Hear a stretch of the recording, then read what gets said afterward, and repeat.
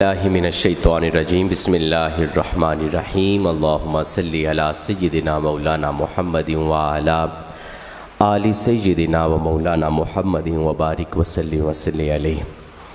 अस्सलामु अलैकुम व रहमतुल्लाहि व बरकातुहू। आज एक बार फिर मुझे बज़्म साहिब की इस पुरनूर और दीन के मुजाहिदों के दरमियान बैठकर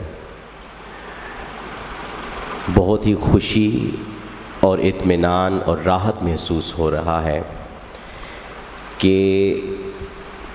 इतनी खूबसूरत मजलिस, इतनी खूबसूरत ये महफ़िल पाक और ख़ास तौर पर बड़ी बामक़सद इस खूबसूरत महफ़िल पाक को सजाने, इसका इंतज़ाम करने और बड़ी हिम्मत वाला काम है कि हर हफ़्ता इसका इनेकाद करना। मैं इसके ऊपर मुबारकबाद पेश करता हूँ अपने बहुत ही काबिल इज़्ज़त भाई, मोहतरम भाई, बहुत ही शफ़क़त और मोहब्बत और ख़ास तौर पर बड़ी बावफ़ा शख्सियत मोहतरम भाई एहसानुल्लाह नक्शबंदी साहिब कि आप हमेशा मोहब्बत फ़रमाते हैं और दावत भी देते हैं। वैसे तो जिस तरह ये महफ़िल पाक और प्रोग्राम अभी तक चल रहा है और बच्चों ने बड़ी मानाखेज़ गुफ्तगू की है और छोटी छोटी उम्र में लब कुशाई की है, नाते रसूल मकबूल सल्लल्लाहु अलैहि वसल्लम पेश की है, ये ख़ुद ही एक बहुत कामयाबी की अलामत है। लेकिन फिर भी मैंने यहाँ पर जो गुफ्तगू सुनी दो मौज़ूआत पर, उसके ऊपर सिर्फ़ अपनी हाज़िरी पेश करूँगा और इसके अलावा माइक के अलावा और कैमरे के अलावा दो चार बातें हम इंशाअल्लाह ताला वो भी बैठकर बाद में करेंगे, वो मेरी और बच्चों के दरमियान होंगी।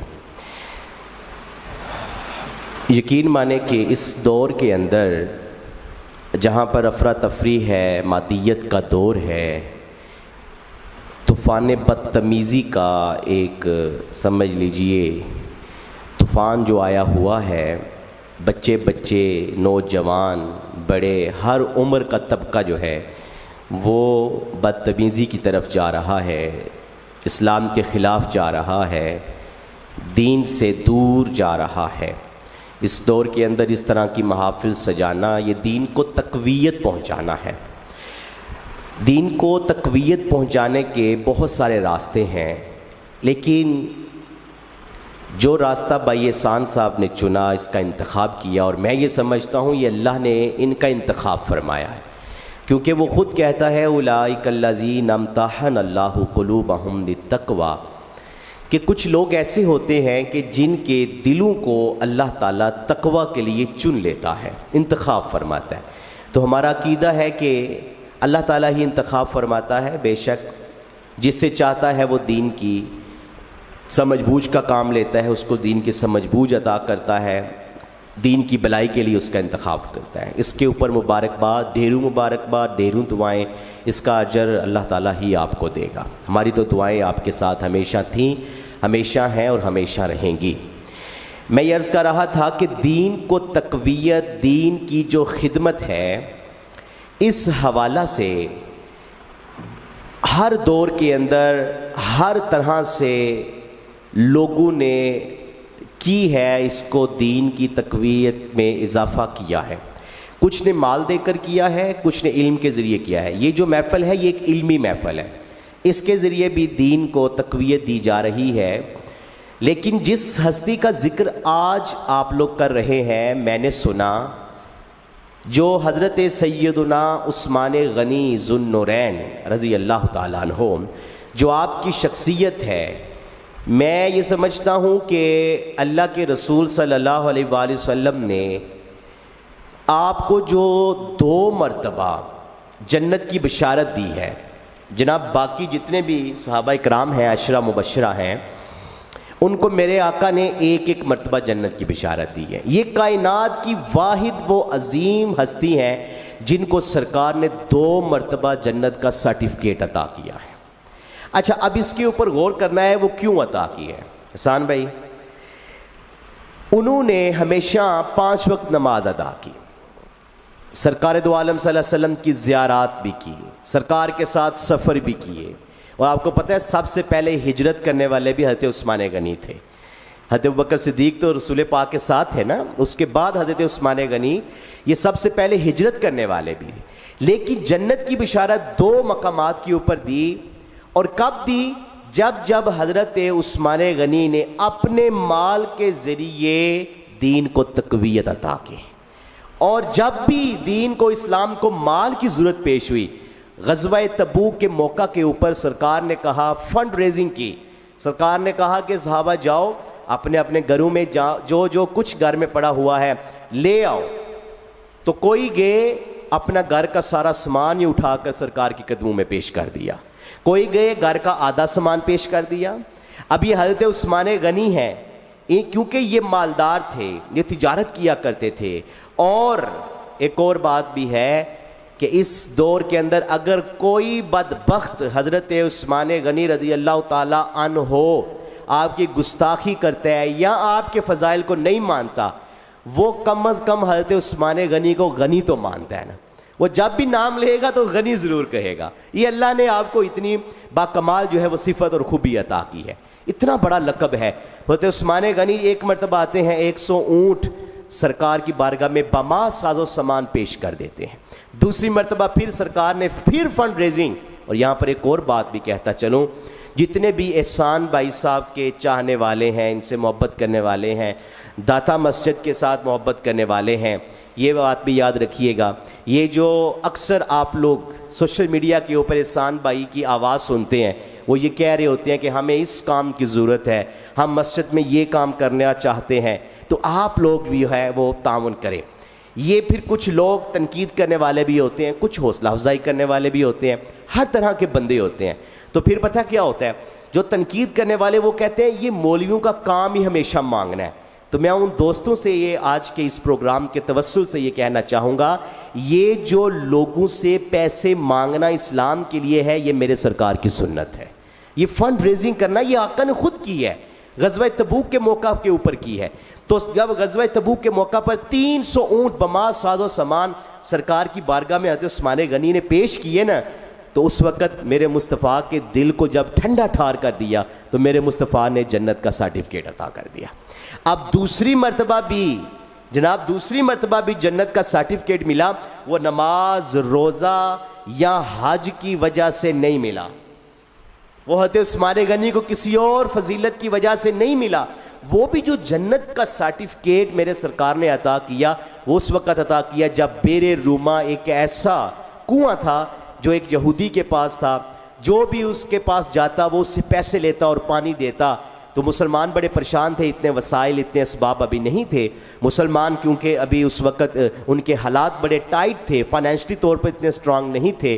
तो सरकार की बारगाह में आए कि या रसूल अल्लाह, हमने पानी पीना होता है, हमारे पास पैसे नहीं। सरकार बड़े परेशान हुए, तो मेरे आका ख़ुद यहूदी के पास गए और जाकर यहूदी को कहा, तुम चाहते हो कि तुम्हें अल्लाह जन्नत अता करे? वो कहता है वो कैसे? वो मेरे आका कहने लगे, अगर तुम ये कुआं मुझे दे दोगे, मैं तुम्हें जन्नत में एक चश्मे का सर्टिफिकेट अता कर दूंगा। अब वो यहूदी था, उसे इन चीज़ों का क्या पता, उसे क्या पता जन्नत में क्या कुछ होगा। बहरहाल उसने इनकार कर दिया। उसने कहा मेरे बच्चों का रोज़गार ही इस कुएं से चलता है। अल-मुक़्सर जब हज़रत उस्मान गनी रज़ी अल्लाह ताला अन्हु आपको मालूम हुआ, आप सरकार की बारगाह में हाजिर हुए और आप सरकार की बारगाह में हाजिर होकर आपने कहा कि या रसूल अल्लाह सल्लल्लाहु अलैहि वसल्लम, ये जो आपने उस यहूदी को कहा कि जो बंदा भी इस कुएं को ख़रीदेगा और मुसलमानों के लिए वक़फ़ कर देगा, उसके लिए जन्नत में चश्मे का आप ऐलान करते हैं, क्या या रसूल अल्लाह अगर वो कोई और बंदा भी ख़रीदे तो उसे भी जन्नत मिलेगी? मेरे आका ने फरमाया हाँ। तो उस्मान गनी उस वक़्त यहूदी से वो कुआं ख़रीद लाए थे। अल-मुक़्सर वो सरकार की बारगाह में पेश किया। दूसरी मरतबा भी जब सरकार ने फरमाया कि ए उस्मान, मैं तुम्हें जन्नत की खुशखबरी देता हूँ और आज के बाद तुम्हारा हर अमल अल्लाह की बारगाह में मकबूल होगा, वो किस मौका पर बोला? जब उस्मान गनी ने इस्लाम के लिए माल को खर्च किया। तो मेरे भाइयों, मेरे अजीज़ों, मेरे दोस्तों, 18 ज़ुल्हज ये हज़रत उस्मान गनी की शहादत के जो दिन होते हैं। आपकी सीरत सिर्फ पढ़ने पढ़ाने के लिए, वाक़या सुनाने के लिए, सुभान अल्लाह के लिए, वाह वाह के लिए नहीं होती। ये इतनी खूबसूरत मजलिस, ये इतना टाइम निकाल कर बच्चे को इतनी अच्छी तैयारी करवाई गई, ये पूरा हफ्ता प्लानिंग होती रहती है इस प्रोग्राम की। तो ये सारी चीज़ों का एक मकसद है। वो मकसद ये है कि हम कुछ ना कुछ हज़रत उस्मान गनी रज़ी अल्लाह ताला अन्हु आपकी सीरत से सीखें, आपकी सीरत के ऊपर अमल पैरा हो। आप जहाँ पर नमाज़ पढ़ते थे, जहाँ पर आप तहज्जुद पढ़ते थे, जहाँ पर आप हर नेक अमल करते थे, वहाँ पर अल्लाह ने आपको इतना माल अता किया कि आप अपना माल सब कुछ वो इस्लाम की तक़वियत के लिए अल्लाह के रसूल की बारगाह में पेश कर दे। तो जिन दोस्तों को अल्लाह ने नवाजा हुआ है, जिन दोस्तों के अल्लाह ने बड़े वसाइल दिए हैं, बड़ा माल दिया है, तो कोशिश करें वो भी हज़रत उस्मान गनी की सुन्नत को अदा करें, इस्लाम को तक़वियत दे। जहाँ मस्जिद है, जहाँ मदरसा है, कोशिश करें कि आप अपना हिस्सा ज़रूर डालें। तो अल्लाह ताला की बारगाह में दुआ है कि अल्लाह ताला हमें हज़रत उस्मान गनी रज़ी अल्लाह ताला अन्हु की सीरत के ऊपर अमल पैदा होने की तौफ़ीक़ अता फ़रमाए। दूसरा मौजू जो मैंने छोटे छोटे मासूम बच्चों की ज़ुबानों से आस्ताना आलिया नहरिया शरीफ का ज़िक्र सुना। यकीन माने हर आस्ताना और जहाँ जहाँ पर ये दरगाहें हैं, जहाँ जहाँ पर अल्लाह के वली इस वक्त आराम फरमा है, अपनी ख्वाबगाहों में हैं, हमारे बिल्कुल सर आँखों पर और हमारी वो अकीदतों के मरकज़ हैं। लेकिन कुदरती तौर पर कुछ आस्ताने ऐसे होते हैं जिनसे एक बड़ी कल्बी वाबस्तगी और कल्बी मोहब्बत होती है। उन्हीं में से एक आस्ताना नहरिया शरीफ है। और ये क्यों ना हो, क्योंकि आप देख लीजिए कि जो इसके बिल्कुल पेश रो हैं, वो आप नाम पढ़ते हैं, सुनते हैं, बच्चों ने भी नाम लिया कि पीर गुलाम मुहियुद्दीन सिद्दीकी साहब, माशाल्लाह सुभान अल्लाह। इनका नाम तो ज़रा देखिए ना, कि जो इनके वालिद या इनके वालिदैन, इनके बुज़ुर्ग थे, पहले वक्तों में वो साहिब बसीरत हुआ करते थे और नाम ही इतना खूबसूरत रख देते कि उन्हें उन बच्चों में वो चीज़ नज़र आती थी। तो नाम इसलिए रखा, मुहियुद्दीन कहते हैं दीन को जिंदगी अता करने वाला, दीन को जिंदा और जदीद करने वाला, अपने हिस्से की शम्मा जलाने वाला। तो अल्लाह ने इतना खूबसूरत नाम अता किया कि नहरिया शरीफ के मकाम पर आकर उन्होंने दीन को एक बार फिर ज़िंदगी अता की। फिर उससे आगे जो उनके साहबजादे हैं, फिर जाके जो खिलाफत उन्होंने संभाली और मनसब खिलाफत के ऊपर फायज हुए, जनाब पीर अलाउद्दीन सिद्दीकी साहब, पूरी दुनिया जानती है उनको। और इनके नाम के ऊपर भी अगर थोड़ा सा गौर करें ना, तो अलाउद्दीन, मुहियुद्दीन अलाउद्दीन, वालिद है कि दीन को ज़िंदगी देने वाला और बेटा है दीन को बुलंदी देने वाला। ये कितने खूबसूरत नाम हैं, कितना सोच समझ कर। और ये इनको जो है वो मेरे हिसाब से इनको लाजमी जो है वो किसी न किसी जगह से इशारा होगा कि ये बच्चा कोई आम बच्चा नहीं है, क्योंकि जो इनकी निस्बत है ना नक्शबंद। अभी सान भाई को पता है, मैं उज़्बेकिस्तान गया हुआ था। उज़्बेकिस्तान जो एक ऐसा मुल्क है कि सिलसिला नक्शबंद के जो बानी हैं हज़रत गुलाम बहाउद्दीन नक्शबंद साहब, जिससे ये सारा सिलसिला चला है, उनका मज़ार मुबारक जो है वो उज़्बेकिस्तान है। और नक्शबंद आपको पता है किसे कहते हैं? क्योंकि आज अल्लाह के वली का जिक्र छिड़ा है तो मैंने कहा मैं भी जो है वो अपनी हाज़िरी पेश करूं। नक्शबंद कहते हैं, और उस वक़्त गुलाम बहाउद्दीन नक्शबंद साहब, इनको इसलिए नक्शबंद कहा जाता था कि जो भी उनकी बारगाह में हाजिर होता वो अपने पास हाजिर होने वाले के दिल के ऊपर अल्लाह ताला के नाम को नक्श कर दिया करते थे, इसलिए इनको नक्श कहा जाता है। इसमें आज़म और उनका एक तरीका कार्य हुआ करता था कि वो अल्लाह का जिक्र जो है वो मख्फी अंदाज में किया करते थे, और मतलब ऊंची आवाज़ में नहीं किया करते थे, बिल्कुल अंदर ही अंदर जो है वो अल्लाह का जिक्र किया करते थे। तो ये जो सिलसिला नक्शबंद है, ये उसका जो फैज़ है, ये हज़रत बहाउद्दीन नक्शबंद साहब जो उज़्बेकिस्तान में इस वक्त उनका मज़ार मुबारक है, ये जो है वो उधर से आया है। फिर उनके जो आगे मुर्शद हैं, उनका नाम इस वक्त मेरे ज़हन से निकल गया, उनके आखिर पे कलियार आता है। तो वो क्या किया करते थे?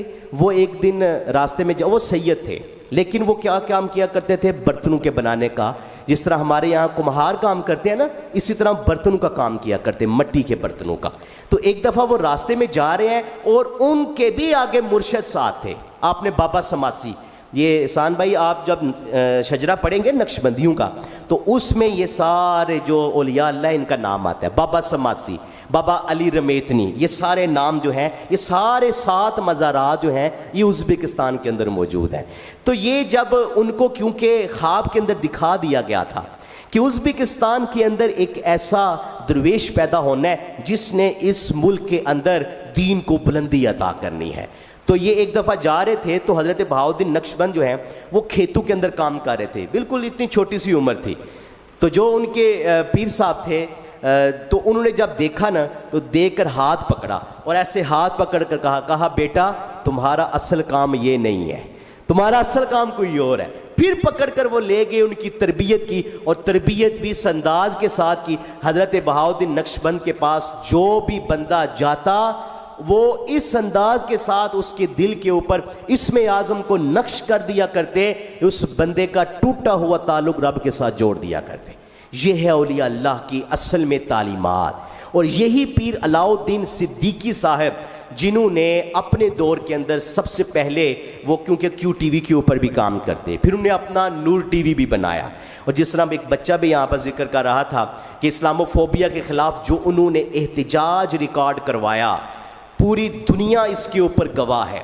और उस वक़्त के शिया, उस वक़्त के सुन्नी सब मुत्तहिद हो गए और पीर साहब ने सबको ऐसे इकट्ठा कर दिया और सबको इकट्ठा करके एक ही पैगाम दिया, क्योंकि वहाँ पर एक गुस्ताखाना फिल्म बनी हुई थी और आपने पार्लियामेंट के बाहर ये वाक़या 6 अक्टूबर का है 2012 का। तो उस वक़्त सबको इकट्ठा करके यही पैगाम दिया, कहा अगर आज हम मुत्तहिद ना हुए ना तो इसके बाद कई और गुस्ताखाना फिल्में बनेंगी। तो अल्लाह ताला ने आपको उस एहतजाज के बाद कामयाबी अता फरमाई। फिर यूरोप के अंदर आज भी कितनी बार किताबें लिखी जा चुकी हैं। एहसान भाई उन्होंने तहकीकात की है और तहकीकात के अंदर उन्होंने ये लिखा है, वो ये मानते हैं कि मुसलमानों की जो 582 शख्सियात हैं उनमें एक पीर अलाउद्दीन सिद्दीकी साहब भी है। 582 शख्सियात, यानी जिनको देख के बंदे जो है वो कलमा पढ़ लिया करते थे, मुसलमान हो जाए, इतना अल्लाह ताला ने आपको नवाजा। और उरस पाक के मौका पर मेरे मुर्शिद करीम हुजूर ज़ियाउल उम्मत हज़रत जस्टिस पीर मोहम्मद करम शाह अल-अज़हरी रहमतुल्लाह ताला अलैह, आप वहाँ पर जब हाजिर हुए नैरिया शरीफ, तो आपने उरस पाक के ऊपर जो है पीर गुलाम मोहिउद्दीन साहब के उरस पाक के ऊपर आपने गुफ्तगू करते हुए ये कहा, आपने कहा कि ये जो नैरिया शरीफ है ना, इसको कोई मामूली जगह ना समझो। कहा कि ये एक रोशनी का ऐसा माखज़ है कि इससे इल्म की शमा जो है वो हमेशा जलती रहती है। और आपने जो है वो पीर साहब को मुखातिब होकर आपने फरमाया मुझे यहाँ से ऐसे नज़र आ रहा है अल्लाह ताला यहाँ से ऐसे इल्म को फैलाएगा, यहाँ पर एक मोहिउद्दीन इस्लामी यूनिवर्सिटी का भी क़याम होगा। ये हुज़ूर ज़ियाउल उम्मत ने उस वक़्त गवाही देगी। और आज आप देख लीजिए वहाँ पर कॉलेज भी है, वहाँ पर यूनिवर्सिटी भी है। और इससे बड़ी और बात क्या है, पीर जो शाह अहमद नूरानी साहब कितनी बड़ी शख्सियत गुजरी हैं, उन्होंने ये जुमला कहा पीर साहब के बारे में। उन्होंने कहा कि अगर एक और मुझे पीर अलाउद्दीन सिद्दीकी जैसा बंदा इस मुल्क में मिल जाता तो खुदा की कसम मैं इस मुल्क के हालात ही तब्दील कर देता। यहाँ पर इस्लामी निज़ाम का, यार ये कोई मामूली शख्सियत है, इतनी बड़ी शख्सियत, इतना बड़ा काम उन्होंने किया है। और पीर नसीरुद्दीन नसीर शाह साहब जैसे, ताजदार गोरला शरीफ जैसे लोग, आपने बोला, आपने फरमाया वैसे तो पीर साहब के बड़े कारनामे हैं, आपकी बड़ी खिदमात है, लेकिन फरमाया जो आपने टीवी के ऊपर बैठकर लोगों के दिलों की जो दुनिया तब्दील की है, इससे बड़ा कोई और कारनामा नहीं है। मैं किस किस के आपको बातें बताऊं, अभी बहुत लंबी एक फरिस्त है, लेकिन मैंने वक्त को भी मद्देनज़र रखना है। मैंने एहसान भाई को बोला था मैं कोई लंबी चौड़ी गुफ्तगू, लेकिन बच्चों के जज्बात देखकर जो इनको असल में औलिया अल्लाह की तालीमात हैं वो सिखाई जा रही हैं, आज इसी चीज़ की ज़रूरत है भाई। आज मस्जिदें अच्छी बन चुकी हैं, एयर कंडीशन हॉल है, अच्छी कलीनें हैं। उज़्बेकिस्तान में होकर आया, वहाँ पर हमसे 100 गुना ज़्यादा अच्छी मस्जिदें हैं, लेकिन वहाँ पर इस्लाम का निज़ाम नहीं है। वहाँ पर वो हमें ऐसे मुसलमान नज़र नहीं आते जो असल में हज़रत बहाउद्दीन नक्शबंद साहब और इसके अलावा बाबा समासी साहब, अली रमेतनी साहब जैसे जो औलिया अल्लाह और पीर लाउद्दीन सिद्दीकी साहब जैसे, हुज़ूर ज़ियाउल उम्मत जैसे सोच और फ़िक्र रखने वाले लोग जो उन्होंने दीन की खिदमत की, इतनी मुश्किलात बर्दाश्त की, आज हम वो मुश्किलात नहीं देख रहे। आज हमारे पास आसाइशें हैं, सब कुछ है, सिर्फ क्या है, हमारी तवज्जो नहीं है, हमारी तवज्जो नहीं है। अभी कल हम एक जगह बैठे हुए थे, सान भाई, यूरोप से एक दोस्त आए हुए थे, वो बैठे हुए थे, वो बार बार एक ही जुमला बोले। वो कहते हैं जी मुझे जी ये मौलवियों से बड़ी नफरत है, मुझे इन दाढ़ियों वालों से बड़ी नफरत है। तो मैंने कहा मुझे क्लीन शेव वालों से बड़ी नफरत है।